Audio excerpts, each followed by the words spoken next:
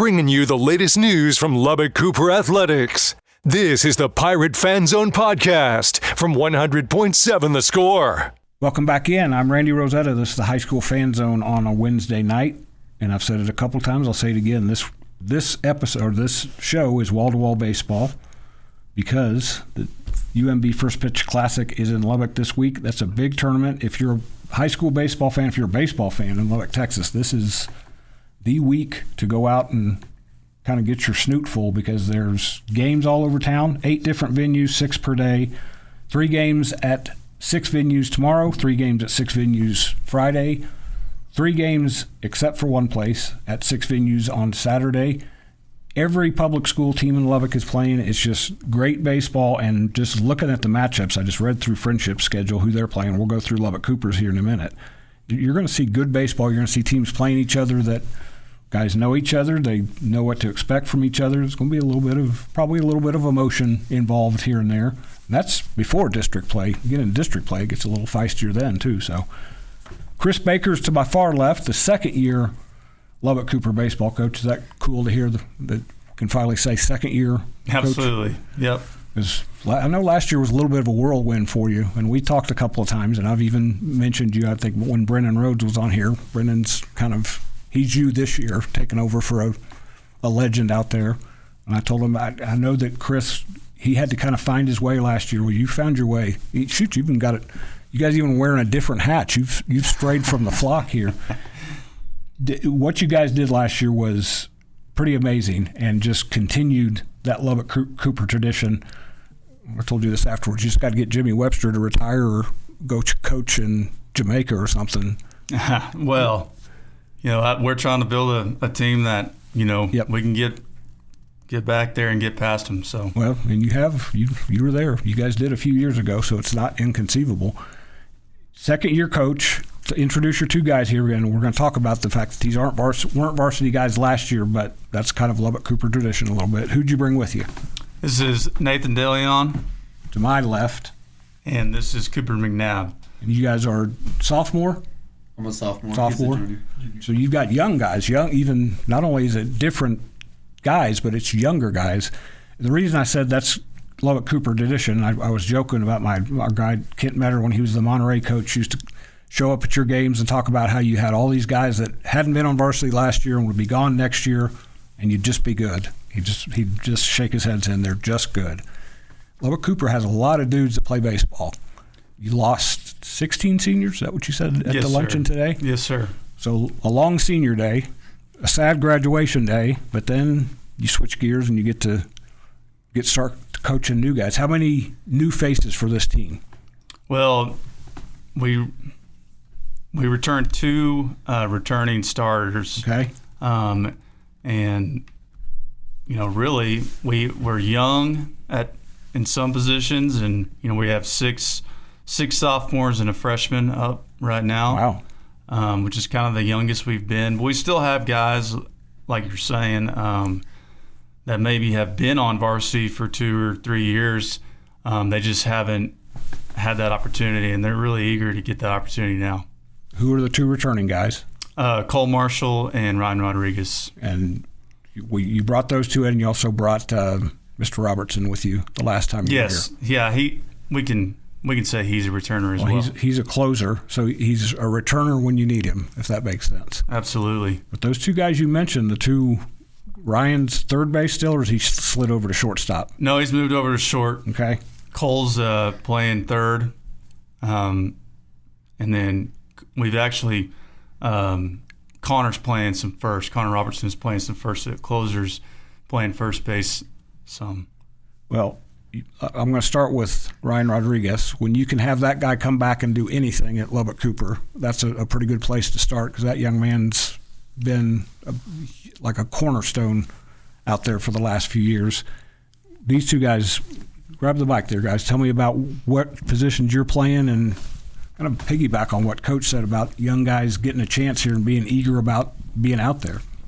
Well, this is my first year, and so I'm mainly a pitcher right now. And so it's just good getting the chance to go out there and show what I can do and have the returners be able to back me up and just let them and just be able to trust them and know that they can make the plays whenever I need them to. So you're just a pitcher who did what here recently, Coach? I threw a no-hitter on Saturday. Well, you're a pitcher who's doing all right then. Let's put it that way. So what about you? I'm Nathan DeLeon. I'm a sophomore, and I'm playing some third and pitcher. Yes, sir. And I would say for us younger dudes, we look up to our seniors and we see how they play, and we want to match that and even play at a higher level. Yes, sir. Yes, sir. So that's what I would say. And I'm never going to invite people to your practice because that's your practice, but I have been fortunate to be out at Lubbock Cooper practices, and you don't know who the seniors and the sophomores and the juniors are. You guys work them all the same, and it's fun to watch the way you coach with Brad Winchy, who coached with Terry Baxter. There's kind of a lineage there in how you guys do things. That pays off when you get younger guys that have been out there with the varsity guys, and they, like Nathan said, you see how they've done it, that you see why they've had success. Have you seen that with this group? Yeah, I think so. And, that's kind of like our saying is, we're going to coach everybody the same. I mean, you could be a freshman on the freshman team. I'm going to coach you with the same intent as I would these guys sitting right here. And so that's the way we approach it, and it tends to pay off. Well, because you're going to coach them at some point, so they may as well get used to you, and you may as well get used to them. And that's a Chip Dardenism that you just said there. That's something he said from day one, because I would think this school year is maybe the first year where you start to feel the difference of Liberty opening 3 years ago with not as many players in the program. But that just gives you a chance to coach them a little bit more up close and personal. You and tell me who your assistant coaches are. I know who they are, but go ahead. AJ Perez is the hitting coach, and we got Taylor McMacken as the pitching coach. Spencer Henderson does a great job with the infield, and then Michael Maldonado, he's like the base running coordinator. He's been a head coach. He does a great job just overseeing everything. Came from Post? Yes, sir. And you guys all get to coach. That's one thing Chip said is there's not as many guys, so that means you get to know them a little bit better and coach them a little bit, love on them a little bit closer. Yeah, you're exactly right. I mean, our numbers are baseball-wise, obviously lower. But, really, to my surprise, even, I don't feel like our talent level has dropped. No, I'd be surprised if it did. There's a couple places in Lubbock I'd really be surprised if that was the case. So we got 2 more segments to talk Pirate baseball, so we'll come back after this break in the High School Fan Zone on 100.7 The Score. Diving headfirst into Lubbock Cooper athletics. You're listening to the Pirate Fan Zone on 100.7 The Score and the 100.7 The Score mobile app. Welcome back in. We are still in the Pirate Fan Zone. Almost slipped. I haven't done it in 2 years. I think I've slipped once and called it the Patriot Fan Zone or Pirate Fan Zone back and forth. And one of them was when Joe Sexton was here, and I blamed him because he's been at both schools. So I didn't slip. This is the Pirate Fan Zone. It's going to happen. Y'all still probably have some friends, and I know you've got some coaching friends that are still down the road. It's not like the Civil War. You can still smile and be friendly. So, and I said this between breaks, your district's going to be different next year when Memorial and Friendship jump in. And probably in a few years, Liberty will be there with you, and that'll be like an all Lubbock district by that point. You're going to be well into your coaching tenure by then, so you need to make sure you stay young, stay healthy, because that's just going to keep, next year's going to age you a little bit getting into that district. So, yeah, getting that bald spot on my head keeps growing, so we'll see. Baby boy or baby girl at home? Baby boy. Okay. Well, see, you're spared the immediate gray hairs because that's where mine came from with having a girl. So, right. How old? Because it was right. He's 18 months. I knew it was Sir. right before the baseball season last year. Yes, sir. He's already out there swinging. Well, so. You sent me the video. Is he left-handed? He's picking it up left-handed now, right. So as long as he gets his mom's speed, he can be left-handed. If he gets my speed, then that means he can just play first base. So well, you may have heard me talking. I was a catcher, and then I got hurt and had to play first base. You go from catcher to first base. Catcher, you're involved in everything. First base, I'd get bored over there. But it's important. It's a very important spot. You have to have somebody over there. Something I learned from a couple of college baseball coaches I covered. You can't just stick anybody out there. So urban legend is that you were a pretty good first baseman in your day. So, well, it was It was I got moved to first. I really identify as a catcher, but that's how it goes sometimes. If you can hit, they'll find a spot for you to stay out there. So absolutely, there must be the reason you and I get along so well, because I identified as a catcher until like I said, I tore my shoulder up, and that was no good anymore. These guys are young and healthy, and that's good for a second-year coach. It's good for any coach. What about this team so far? Tell me what your record is. That's not the end-all thing at this point of the year, but no, we're 4-8. We've played some really good competition, seen some really good pitching this year. I think we've definitely taken some punches on the chin, and that's never fun at the time, but I think we're better for it now. You were an assistant coach, though, a few years ago when you guys took a lot of punches on the chin early and wound up about 2 plays away from going to the state tournament. Yeah, I mean, that's a something that we like to do this time of year is, try to see the best pitching we can, try to play the best teams we can. I think, both these guys have risen to that level of competition that we're trying to get to. Well, both you guys, what have you learned in these first couple of tournaments? I know JV guys do go to tournaments, but it's a little bit different when you get to the varsity. You get on the bus, you go 4 or 5 hours away, you stay in the hotel, you kind of get that team bonding. What have you learned about this team in these first 2 weekends?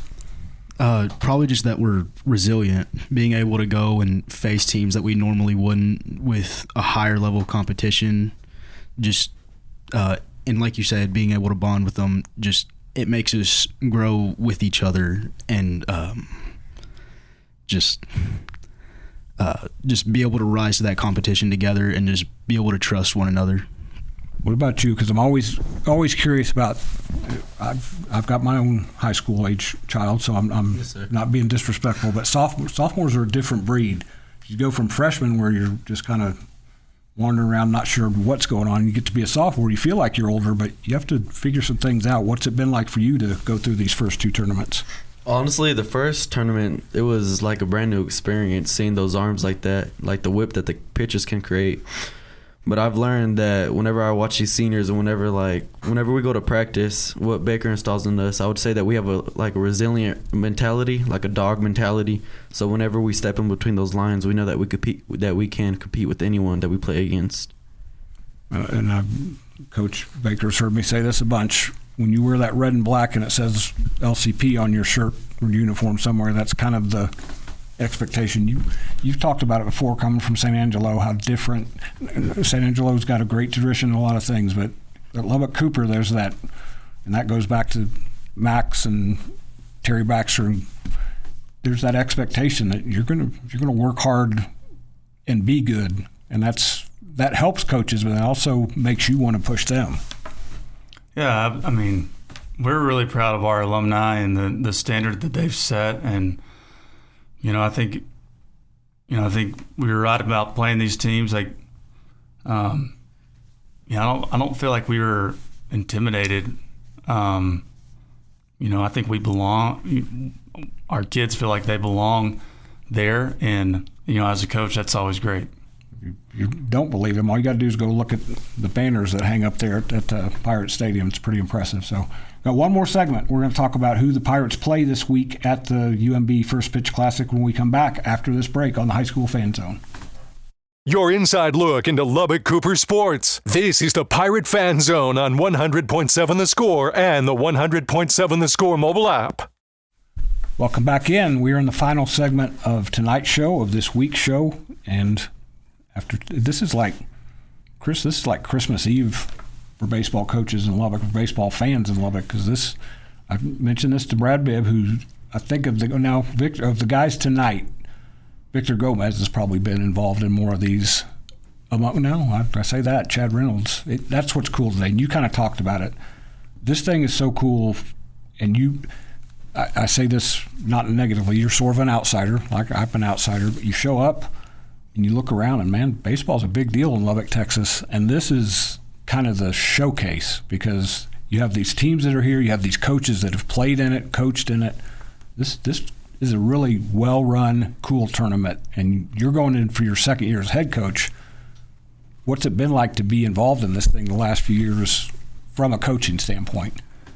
From a coaching standpoint, it's great. I mean, just UMB Bank putting it on, and Lubbock ISD organizing everything. All we got to do is show up and play, and so that's great. Just the level of competition you get out here has just made an impact on me. Even as a player, that's when it kind of struck me first, is coming to this tournament. And you're like, man. First of all, did you get that hit that you were talking about? No. Okay. Yeah, no. We were playing in this tournament, and I was in a slump, and I was excited. We were playing a 3A team, and I thought I was going to finally get a hit, and it's about 91 on the inside corner, and so that just left an impact on me of just how crazy Lubbock is about baseball. And I've said this to, I think, all three coaches. You're the fourth one. You go to that banquet or luncheon, you look around that room at the coaches there, and you're like, yeah, it's. And I know you're close friends with John Dudley. Chad Reynolds didn't like it when I talked about him starting to work towards the Mount Rushmore of Lubbock coaches, but John Dudley's there. John Dudley and Bobby Magel, when they built that, they carved those two guys out. So you guys this week, starting Thursday. Thursday you are actually not at home. You start out up at the new facility at Memorial. They're the brand new school in town, obviously. They've got awesome facilities there. You guys started off against Memorial at 1 p.m., then El Paso Americas, you play them at 4, and then El Paso Americas and Memorial at 7. Friday, you get to be at home. Will that be your first home game this season? Yes, sir. Which is always another good part of this weekend. You guys get to finally break into your own stadium a little bit. You guys start out against a good Greenwood team that actually came up here and was right down the road last night at Liberty. You play them at noon Friday, and then Greenwood and Friendship play at 3, and then you play Friendship at 6 p.m. Friday. And I told you off the air that's always a fun game because of the history and tradition you two have built. Saturday, you play El Paso El Dorado at 10 a.m. and then finish up against a very good Seminole team, which traditionally has been very good, beat knocked Estacado out of the playoffs last year. So you guys have a good 5-game test coming up. For you two guys, what do you want to take away from these 5 games? You've played the first 2 tournaments. What do you want to take away from these 2 tournaments as you start to get ready for district play? Just that even though we've gone out and played all the other teams, that we're still competing back at home and just making our families and our friends and just our community proud of what we can do. And just it's a different experience being out there and then coming back home and seeing all the fans and all that. Will this be you two guys' first varsity games in Lubbock? Yes, sir. That's kind of cool. What about you? What are you looking forward to this weekend? I'm looking forward just the competition that we have, and I just want us to show grit and show that we can come out here and get it done, get the job done. Yes, sir. And each time we put on that LCP on our chest, we're out there ready to ball. Yes, sir. You guys, I assume, I'm not going to give coaches secrets away. I assume you'll both get the ball at some point this weekend. Whether you pitch against a Lubbock team or somebody else, there's going to be some butterflies. What do you want to see from your younger guys in particular in these first games at home? I think Chad Reynolds mentioned this before. Sometimes that can increase the pressure when you play at home the first time because mom and dad are there, girlfriend's there, grandma and there's more people there to see them. Yeah, that's always something you think about coming home for the first time. But, we've been playing these tournaments. We play 6 games in 3 days. That's a challenge physically right there. Yep. I want to see us take it up a notch, as a team, take up that intensity a notch, and then also that level of toughness. Just, that 6th game where we're still mentally hooked in and fighting. Because you guys don't play district next week, but you do play Odessa Permian a couple games at your place.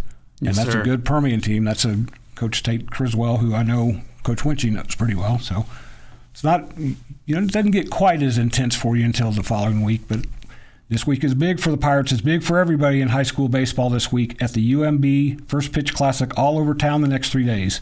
Come back next week. We'll talk a little bit more baseball, maybe some basketball and softball, whatever else pops up on the High School Fan Zone. I'm Randy Rosetta. This is 100.7 The Score.